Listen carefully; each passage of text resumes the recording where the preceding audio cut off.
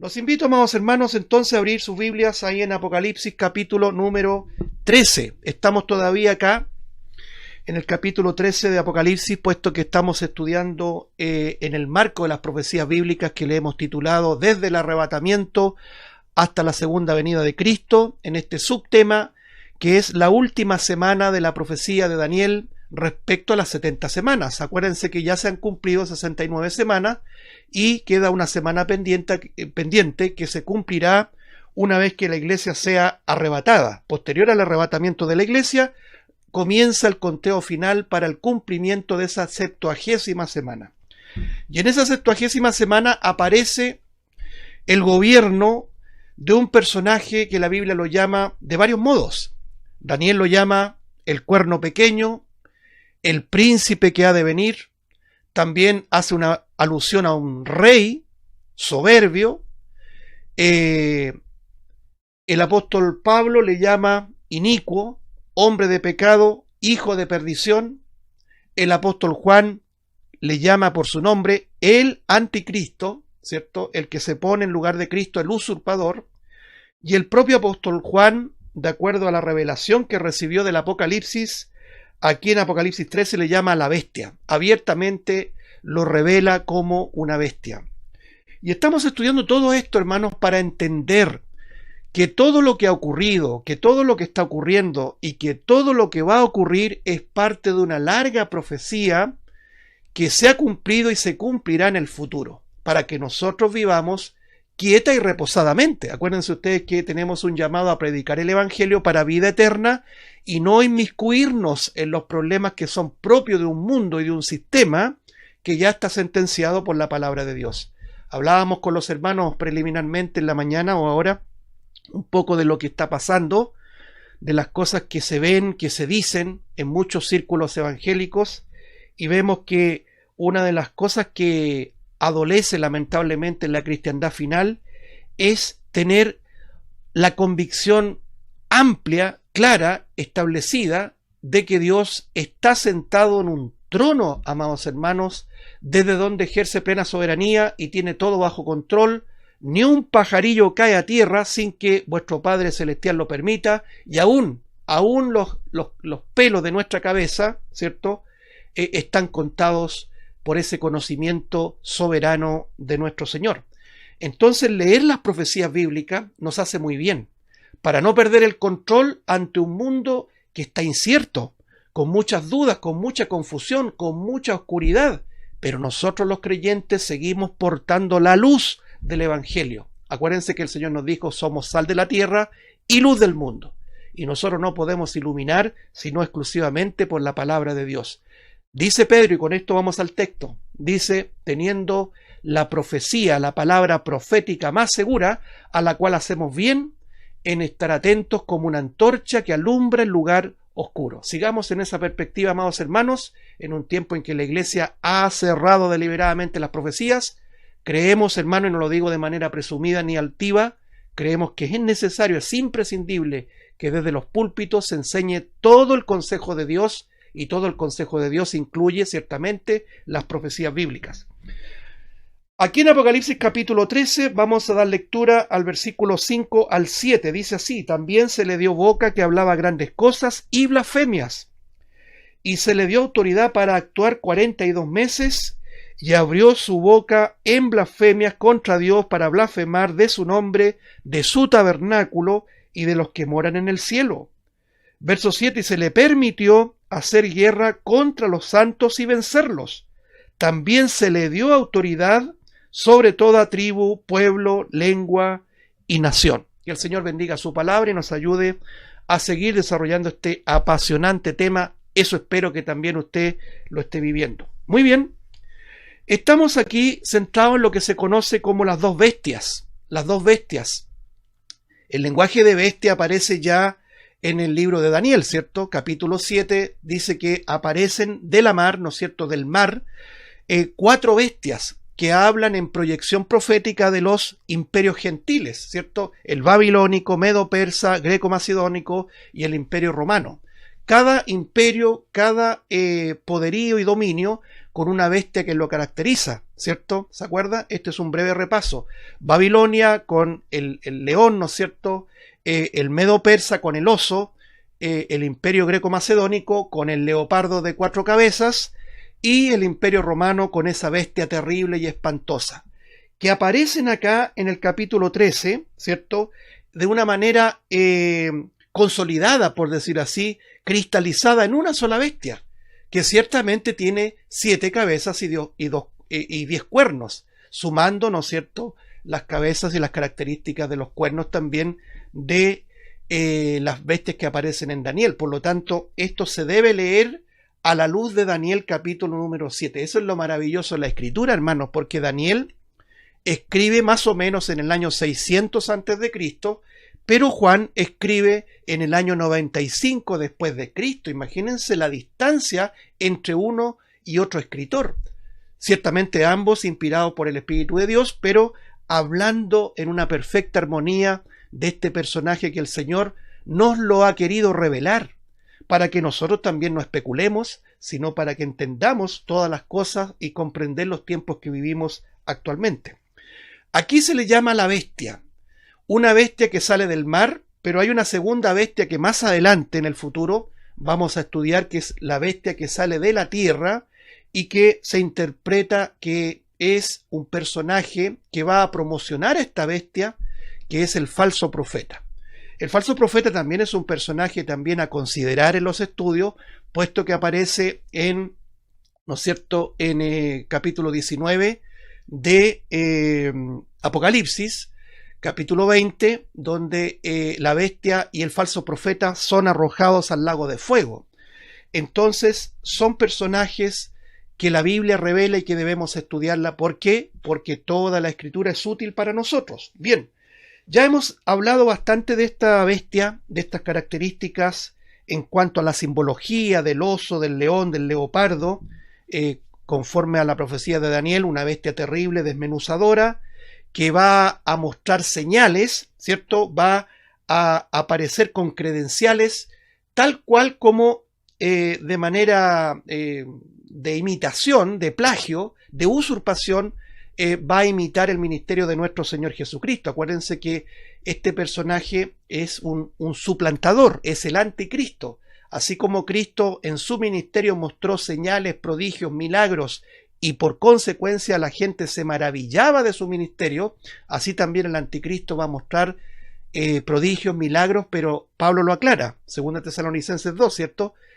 Prodigios, milagros, mentirosos, amados hermanos, mentirosos. Entonces, eso hemos estado estudiando, tanto así va a ocurrir que la gente le va a adorar, por eso que creemos que viene en el futuro próximo una adoración mundial al diablo y al anticristo. Es el inicio ya de una era, ¿no es cierto?, anticristiana, que la estamos viendo por todos lados, hermano. Hoy día, si nosotros pudiéramos describir qué es lo que está pasando en el mundo, es el inicio de una era anticristiana en todo aspecto, hermano, usurpando el nombre de Cristo, erradicando, desprendiéndonos de toda enseñanza bíblica, porque la gente no quiere saber nada de Dios y de todo lo que hable de su palabra. Se cumple el Salmo 2 también, dicho muy de paso. Ese salmo es tremendamente profético, hermano, cuando dice que ¿por qué se amotinan las gentes y por qué los pueblos hablan cosas vanas? Y dice que el que está arriba, el soberano, los mira y se ríe de ellos. Ellos son el mundo, este sistema que se amotina, que hace revueltas, insurrecciones, como que si algo limpio vaya a sacar. Entonces nosotros vemos hoy día marchas, protestas por todo el mundo, ¿no es cierto?, reivindicando homosexuales, reivindicando el aborto a todo evento y todas las cosas que estamos viendo, y que no nos debería sorprender, puesto que es el sello del último tiempo. Y para allá apunta la cosa. El mismo Salmo 2 dice, ¿no es cierto?, que la gente quiere desligarse del Señor. Rompamos sus cuerdas, dice ahí. Esto nos habla, como que me quiero quedar pegado en el Salmo 2 porque es bien contundente ahí, ¿no es cierto? Dice, cortemos sus cuerdas. Esto habla de cortar las ligaduras con Él. Cuando, por ejemplo, nosotros tenemos la enseñanza cristiana de que nos unimos a Cristo, bajo un yugo cuya carga la lleva solamente Cristo, porque Él dice, ligera es mi carga, ¿no es cierto? Mi yugo es fácil y ligera mi carga. Nosotros nos unimos en un yugo con unas cuerdas que nos atan, ¿no es cierto?, el yugo, ese palo que une dos bueyes, a nuestro cuello. Somos siervos de Cristo, estamos sometidos, subyugados al señorío de Cristo. Pero el mundo, ¿qué quiere? Cortar esas cuerdas, no quiere tener ninguna relación con Cristo, de manera que tenemos una generación que ya está apuntando a la nueva era, ¿no es cierto?, de adoración al diablo en un mundial anticristianismo. Bueno, eso es lo que se va a culminar, mejor dicho, con la llegada de este personaje, este dictador mundial que la Biblia lo llama el anticristo. Y este anticristo va a prometer paz, va a prometer seguridad, y la gente lo va a aplaudir, la gente lo va a recibir con los brazos abiertos, incluyendo el pueblo de Dios, el pueblo terrenal de Dios llamado Israel, puesto que acuérdense ustedes que Israel hasta ahora estaba endurecido, pero una vez que la iglesia sea arrebatada, el Señor retoma su trato con el pueblo de Israel para redimir a este remanente de ese pueblo, de esa etnia judía, ¿no es cierto?, en el tiempo de la gran tribulación. El anticristo va a engañar a los judíos, les va a prometer un pacto, les va a construir el tercer templo, pero en ese lapso, ¿no es cierto?, en ese lapso de 7 años, puesto que es una semana, y ya lo hemos hablado esto, ¿no es cierto?, de la equivalencia numérica, a la mitad de la semana dice que rompe el pacto, lo quebranta y termina la paz, quita la paz y muestra su verdadera identidad, como aquí lo estamos leyendo en Apocalipsis capítulo 13. Versículo 5, se le dio boca que hablaba grandes cosas y blasfemias. Esta expresión no la pasemos por alto, se le dio. Satanás y el anticristo no puede hacer nada sin autorización de Dios. Ya lo hemos estado estudiando, hermanos, los espíritus engañadores se mueven a partir de la concesión de la autorización de Dios. Gracias al Señor que es así. Él tiene todo el control, hermano. Adoramos a un Dios soberano, no a un Dios pequeñito que depende de nosotros, que depende de la iglesia, de lo que haga o no haga. Eso es absurdo, hermano. Esa es una caricatura. El Señor siempre tiene el control. Y eso es lo que nos da tranquilidad y paz a nosotros. Aquí dice, se le dio boca para que hablara, dice que hablaba grandes cosas y blasfemias, y se le dio nuevamente autoridad para actuar 42 meses. Ya la semana pasada hablamos de esto. 42 meses equivale a 1260 días o a 3 años y medio, o también en la expresión de tiempo, tiempo y tiempos y la mitad de un tiempo. Eso basado en el mes de 30 días y un año de 360 días, conforme a lo que ya hemos estado estudiando, ¿cierto? En el libro de Génesis, capítulo 7 y capítulo 8, se nos revela que un mes tenía 30 días. Por lo tanto, aquí no hay ninguna interpretación arbitraria, antojadiza, forzada, sino que la propia Escritura revela todas estas cosas. Es decir, el anticristo va a actuar de manera severa, mostrando su verdadera intención, su verdadera poderío, ¿no es cierto?, y odiosidad contra Dios y contra su pueblo durante 3 años y medio. La pregunta solamente al margen, ¿dónde estará la iglesia? La iglesia no va a estar en ese periodo. La iglesia va a ser arrebatada antes que el anticristo se manifieste. Ya vamos a volver a 2 Tesalonicenses muy pronto, amados hermanos. Allá al presente, ¿quién lo detiene? Dice el apóstol Pablo. ¿Quién lo detiene? Ese hay alguien que al presente lo detiene, es un sujeto, es un pronombre personal. Creemos que es el Espíritu Santo que mora en la iglesia. Una vez que la iglesia sea arrebatada, la iglesia sube a lo alto y con ella el Espíritu Santo, y ahí comienza el avance del misterio de la iniquidad. Pero ahora la iglesia está presente, cual dique, como dijo un hermano muy claramente. ¿Se acuerdan los castores que hacen estos diques en los ríos y frenan de alguna manera el avance torrentoso del agua? ¿Por qué? Porque está la resistencia, la oposición al avance. De la misma forma, la iglesia frena el avance del mal, detiene el avance del misterio de la iniquidad. Y si nosotros ahora, amados hermanos, estamos viendo la maldad por todas partes, imagínense cuánto más será el día en que la iglesia sea arrebatada. Por lo tanto, en estos versículos, la iglesia no está. Cuando dice más adelante, en el versículo 6, y abrió su boca en blasfemias contra Dios para blasfemar de su nombre, de su tabernáculo y de los que moran en el cielo, es un tiempo en que el anticristo muestra su verdadera identidad como el acérrimo enemigo de Dios y de su pueblo. Tanto así que en el versículo 7 dice, y se le permitió, note las palabras, se le permitió. Ya leíamos, se le dio autoridad, se le concedió, se le permitió hacer guerra contra los santos y vencerlos. Imagínense, aquí es cuando uno se pone a meditar en lo que es el misterio de los decretos de la sabiduría de Dios. Ya nuestro hermano citaba, cantábamos el himno, el corito número 25 de nuestros corarios, porque de Él y por Él y para Él son todas las cosas.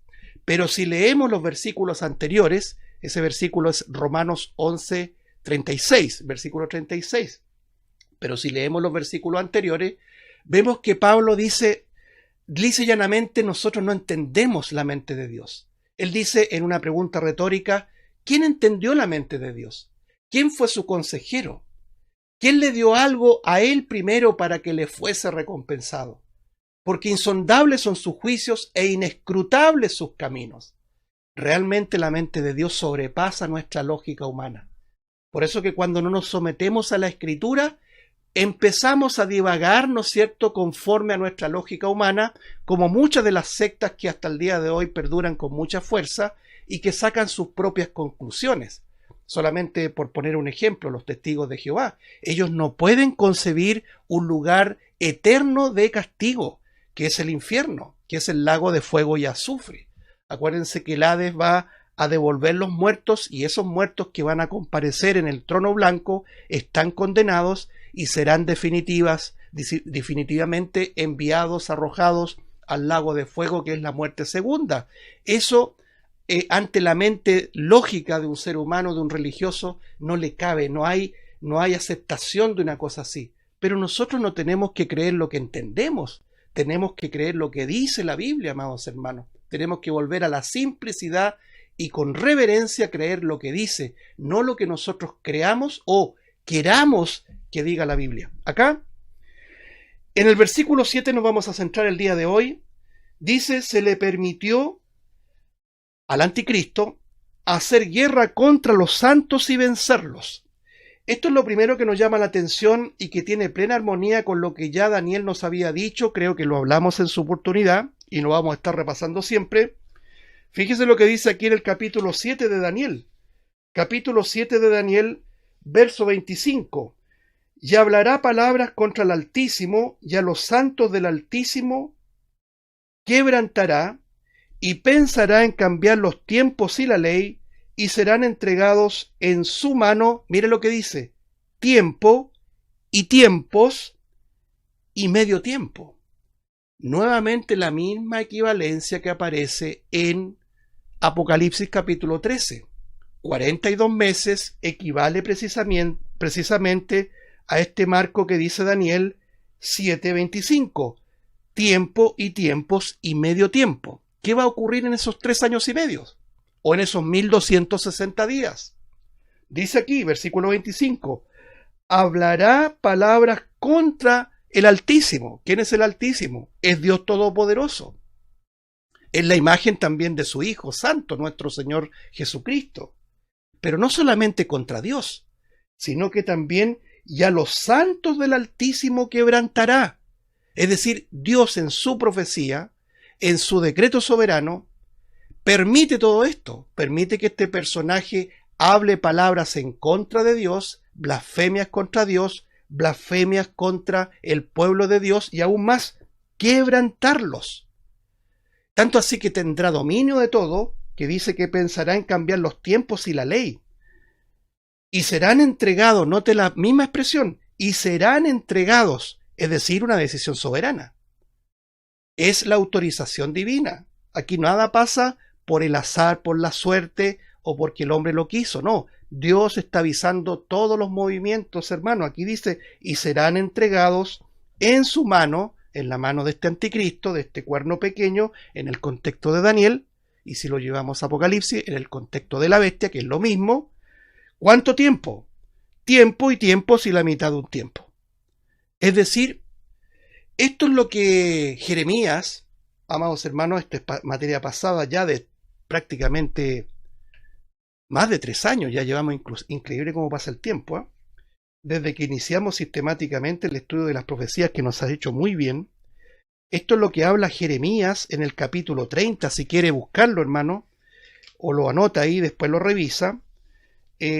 Fíjese lo que dice acá en Jeremías capítulo número 30, versículo 7.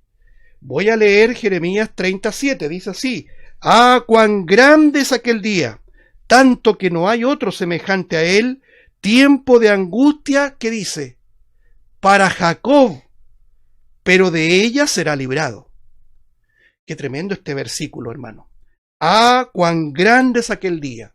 El día al que se refiere Jeremías, capítulo 30, verso 7, es el conocidísimo día del Señor, el día temible de Jehová, como lo dice Joel, como lo dice Sofonías, Abdías, Isaías, Jeremías, un día de juicio, un tiempo de juicio.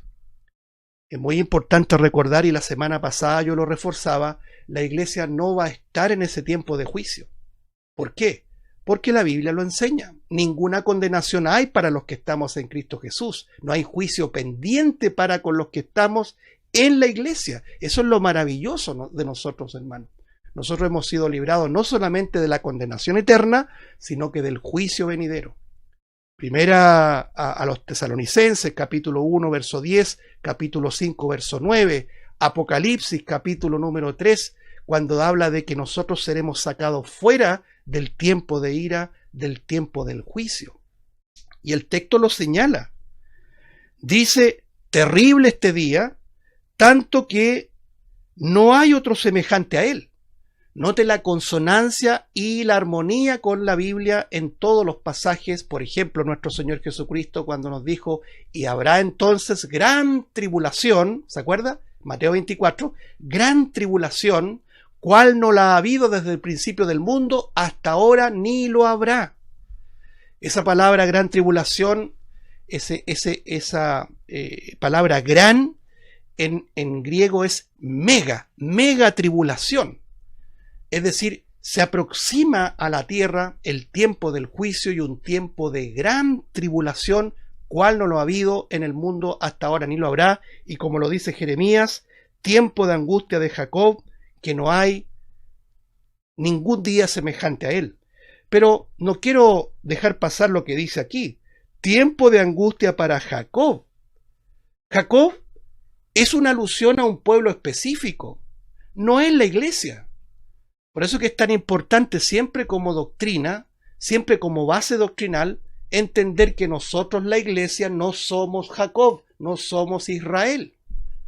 Dicho muy de paso, es el mismo sofisma, hermano. Sofisma es la idea de defender una mentira, la idea de la interpretación errónea y arbitrariamente presentada, tendenciosamente presentada por aquellos que exigen el diezmo en la iglesia. Malaquías, ¿no es cierto?, cuando dice, todo este pueblo me ha robado porque me ha robado en las ofrendas y en los diezmos, ¿se acuerda? Malaquías, bien digo, el profeta Malaquías. Pero todos los que enseñan eso cortan el pasaje. Dice, escuchad, oíd, hijos de Jacob. Le está hablando a Israel, a un pueblo específico, hermano. No le está hablando a la iglesia. Nosotros no somos Israel, no somos Jacob, no somos ese pueblo terrenal, sino que un pueblo espiritual con promesas y recompensas celestiales. Somos la iglesia, somos el cuerpo de Cristo, somos la asamblea de los convocados, no somos el pueblo de Israel. Dios tiene su programa específico, detallado para un pueblo específico que se llama Israel.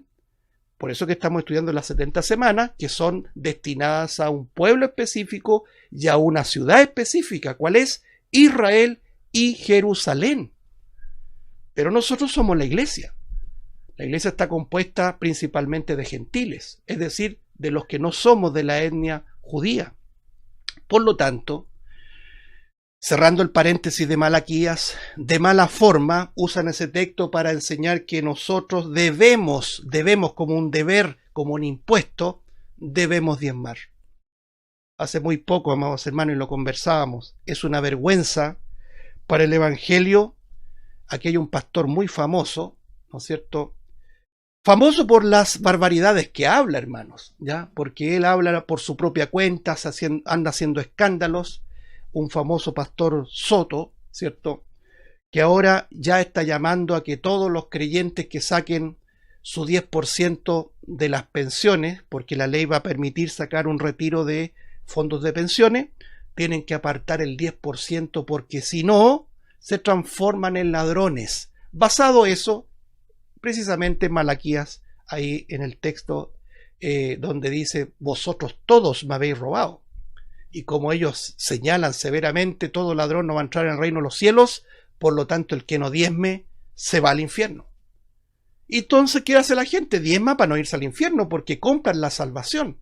La salvación de ellos es por obras. Es ridículo, es una parodia, es enlodar el evangelio de Cristo, es tirar por el tacho de la basura las profecías bíblicas.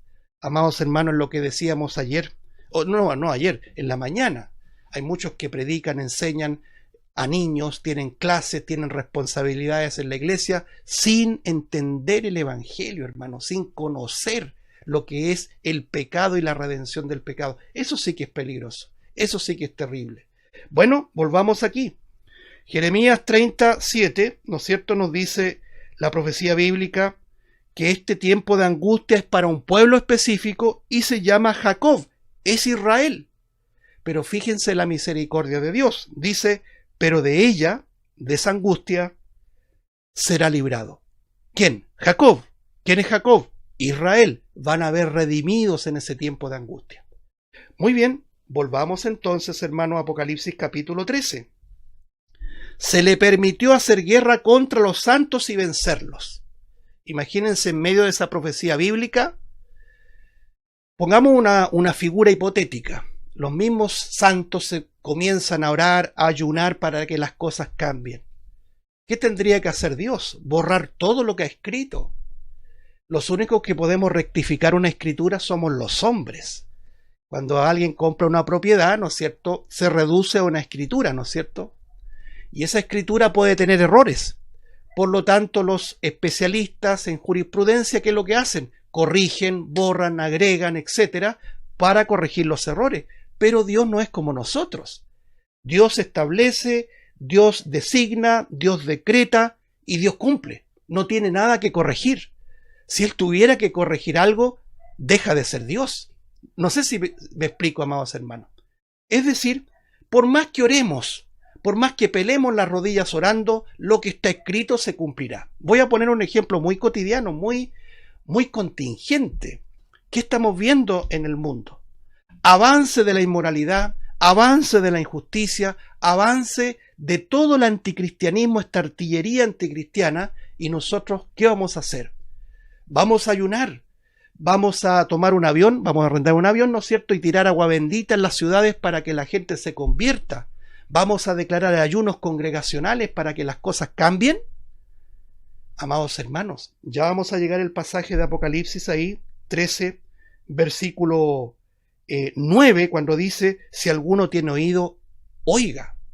Ahí nos vamos a detener un buen tiempo también, al menos una reunión para entender aquello. Hermanos, las profecías se van a cumplir. Lo dramático y lo terrible es que la persecución contra Israel está autorizada por Dios. Mire, para avanzar un poquito, pero quiero citar otra profecía que nos da mayor contundencia al argumento. Si usted lo quiere buscar, Zacarías 14. Zacarías 14. Por favor, profeta Zacarías. Dice así. Zacarías 14, verso 1. He aquí el día de Jehová viene. Note. Y en medio de ti serán repartidos tus despojos, Verso 2. Porque yo, es Dios soberano, porque yo reuniré a todas las naciones para combatir contra Jerusalén. Y la ciudad será tomada y serán saqueadas las casas y violadas las mujeres, y la mitad de la ciudad irá en cautiverio, mas el resto del pueblo no será cortado de la ciudad. Profecía bíblica. Que esto se va a cumplir. Esto no es un quizás haga esto. No, esto es certero. Las profecías se van a cumplir. Las profecías pasadas son historia cumplida. Las profecías futuras son historia por cumplirse, amados hermanos. Qué maravilla. La otra vez escuchaba, a mí me gusta leer harto la historia, y escuchaba a uno de los famosos historiadores chilenos, Premio Nacional de Historia, y resulta que este viejito decía, en el marco de lo que querían hacer estos sabandijas de quitar la historia de los colegios, hermano, imagínense. Querían erradicar la historia. Claro, no les conviene que los jóvenes estudien historia, porque cuando uno lee, uno empieza a entender. Cuando uno entiende, uno empieza a discernir. Y cuando uno discierne, no es manipulable por aquellos que manipulan las masas. Entonces, este viejito decía, digo viejito porque ya es octogenario, ya no sé si habrá fallecido, no he sabido, pero es viejito, decía, lo único que tenemos concreto es la historia. Y me hacía pensar, porque los cristianos no podemos quedarnos con esa aseveración nomás. Los creyentes tenemos concreto la historia, lo pasado, pero también lo futuro, amados hermanos. ¿Lo crees tú con todo tu corazón? Lo que estamos leyendo no es un quizás ocurrirá, es la historia que se va a cumplir. Somos los únicos que conocemos la historia futura, hermanos. Cuando el hombre busca saber el futuro, ¿no es cierto? La otra vez nos acordábamos de los signos zodiacales, y no nos hagamos los lesos. Todos conocemos al menos qué signo nos asignaron con este sistema diabólico, ¿no es cierto? De Cáncer, de Acuario, de cuánta cosa que tiene que ver con las constelaciones, con este paganismo en el cual vivimos. Vivimos en una sociedad pagana. Entonces la gente busca saber el futuro, quiere saber. Consulta a una zíngara para saber, ¿no es cierto?, el futuro. Pero nosotros, hermanos, los cristianos, tenemos el privilegio no solamente de conocer la historia del pasado, sino que discernir el presente, y tenemos el conocimiento de lo que vendrá, es decir, la historia que se va a escribir cuando ya nosotros estemos en la gloria, hermanos. ¡Qué maravilla! De verdad que me entusiasma esto, y espero que contagiar este entusiasmo, este amor por las profecías bíblicas. Pues, bueno, acá hemos visto otro pasaje. Uy, ya el tiempo se nos va. Zacarías 14, donde el Señor es el que reunirá a todas las naciones para combatir en contra de su amada ciudad Jerusalén. Ahí es cuando uno dice, esto no tiene lógica. ¿Cómo tendrá lógica todo esto? Si Jerusalén es la ciudad del gran rey, como dijo el Señor Jesucristo. Si Jerusalén es la ciudad amada de Dios. Así le llama, ciudad amada. De hecho, las 70 semanas tienen que ver con la restauración de una ciudad específica que se llama Jerusalén, de manera literal. Nuestro Señor Jesucristo, cuando vuelva por segunda vez, sus pies no van a aterrizar en cualquier ciudad del mundo, ni en París, ni en Londres, ni en Washington. Sus pies van a posar en Israel, en el monte del Olivar, en Jerusalén amada. No obstante, el propio Señor reúne las fuerzas mundiales para irse en contra de su propio pueblo. Los planes soberanos de Dios son inescrutables. No los podemos resumir y reducir a una lógica humana. Es apasionante todo esto, hermano, porque conecta muchas cosas. Se me vienen a mi mente muchas cosas, muchos ejemplos. Por ejemplo, el faraón de Egipto. Ya vamos a hablar un poco de eso también más adelante. Dice la Escritura que el Señor escoge a Moisés para ir en una tremenda, con un tremendo objetivo a Egipto. Acuérdense que Moisés venía huyendo de Egipto, ¿ah? Había matado a un egipcio por ese celo, lo leíamos la otra vez, Hebreos 11, no estimó Moisés el amor a su futuro promisorio, a los deleites temporales del pecado, a ser llamado hijo de la hija de Faraón. sino que prefirió el vituperio de Cristo, prefirió la persecución de su pueblo que estar en los deleites temporales del pecado de los egipcios. Y en ese celo, su ímpetu, su odio, ¿no es cierto?, en el sentido de injusticia que se cometía a su pueblo, le llevó a cometer el pecado de asesinato. Acuérdense que Moisés era asesino y tuvo que arrancar, pero el Señor lo vuelve a Egipto. Entonces, con justa razón, él no quería ir, eso muy en el contexto. Pero lo curioso es que el Señor le dice, irás a Faraón, irás con credenciales, con portentos, con milagros, con prodigios, pero yo endureceré el corazón de Faraón y no dejará salir a su pueblo. Entonces ahí es cuando uno dice, realmente yo no entiendo nada. Amados hermanos, todo lo entendemos y reposamos en el sentido absoluto de la soberanía de Dios. Todo está plena y detalladamente visado, autorizado, decretado por un Dios que está sentado en un trono. Yo escuchaba a un hermano que ya está en la presencia del Señor, el hermano José Lobati, que estudió por muchos años las profecías bíblicas, nos dejó grandes legados respecto a mirar las profecías bíblicas. Ya no quedan hombres como él.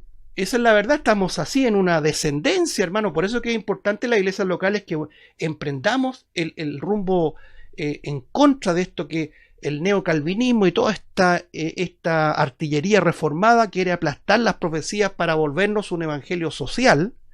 Y el hermano José Lobati decía, Dios no está en el cielo rascándose la cabeza. ¿Qué hago ahora?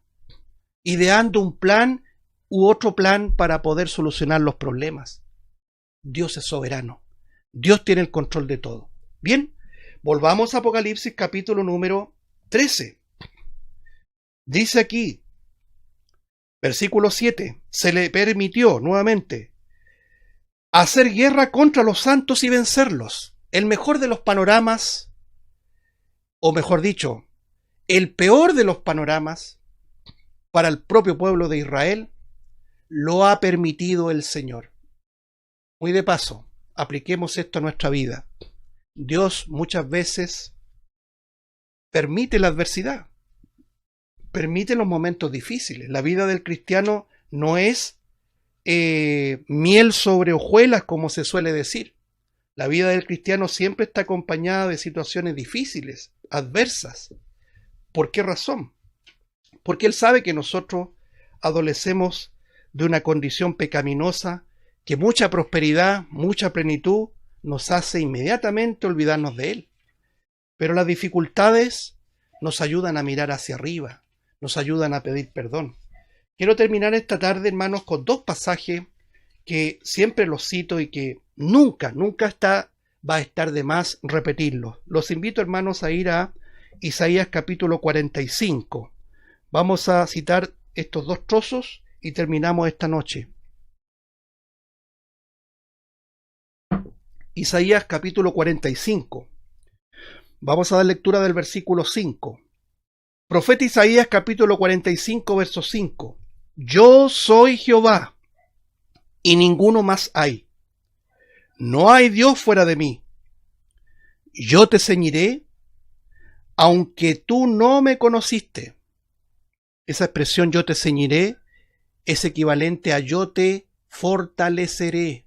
Nuestra fortaleza es el Señor. Como Pablo decía a los Efesios, fortaleceos en el poder de su fuerza. Nosotros en sí mismos no tenemos fuerza. Yo te ceñiré, yo te fortaleceré, aunque tú no me conociste. Verso 6. Para que se sepa, ponga atención, desde el nacimiento del sol hasta donde se pone, es decir, desde el oriente al occidente, que no hay más que yo. Yo Jehová y ninguno más que yo. Esto echa por tierra el famoso ecumenismo, hermano. El ecumenismo donde se dice que todos los caminos conducen a Dios. Tanto el budismo como el sintoísmo, ¿no es cierto? Los hindúes, los musulmanes, los católicos, los evangélicos y etcétera, etcétera. No importa que Dios adore, dicen ellos, todos vamos al mismo Dios. Absolutamente no. El único Dios, y no hay más, es el Dios de Israel, a quien nosotros adoramos, el revelado a Israel primeramente y también a nosotros. El yo soy el que soy, el eterno, el soberano, el Adonai. Aquí dice, y ninguno más que yo. Qué palabra más absoluta, hermano. Qué palabra más sismática.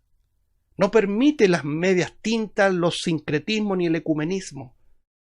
No hay otro camino a salvación sino solamente a través de el Hijo de Dios, nuestro Señor Jesucristo, como Él lo dijo Juan 14:6, yo soy el camino y la verdad y la vida. No hay más.